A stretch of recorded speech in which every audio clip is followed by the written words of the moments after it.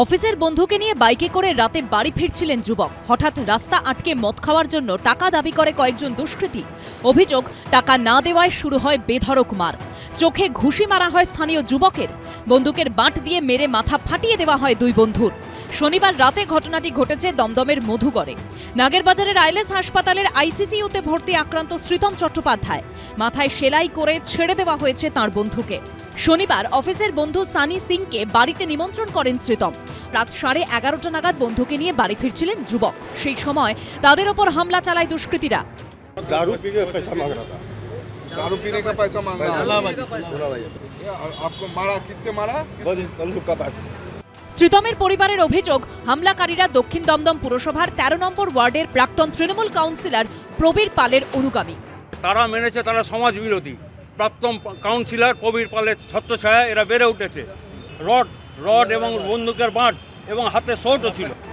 যদিও এই অভিযোগ অস্বীকার করেছেন প্রাক্তন তৃণমূল কাউন্সিলর।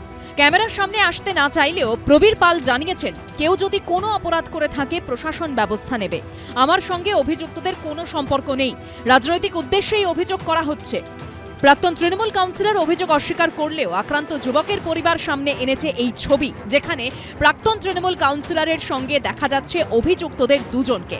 এই প্রেক্ষিতে দোষীদের শাস্তির দাবিতে সরব হয়েছেন তৃণমূলের বর্তমান কাউন্সিলর।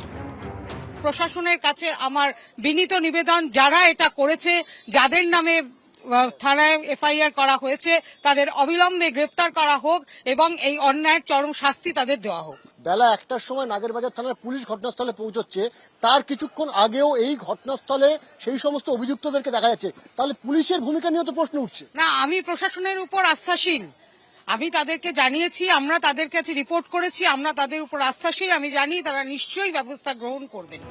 ঘটনায় নাগেরবাজার থানায় অভিযোগ দায়ের করা হয়েছে। স্থানীয় বাসিন্দাদের অভিযোগ, পুলিশে অভিযোগ জানানোর পরেও এলাকায় ঘুরে বেড়াচ্ছে অভিযুক্তরা।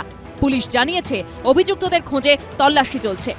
অনির্বাণ বিশ্বাস ও জয়ন্ত পালের রিপোর্ট, এবিপি আনন্দ, কলকাতা।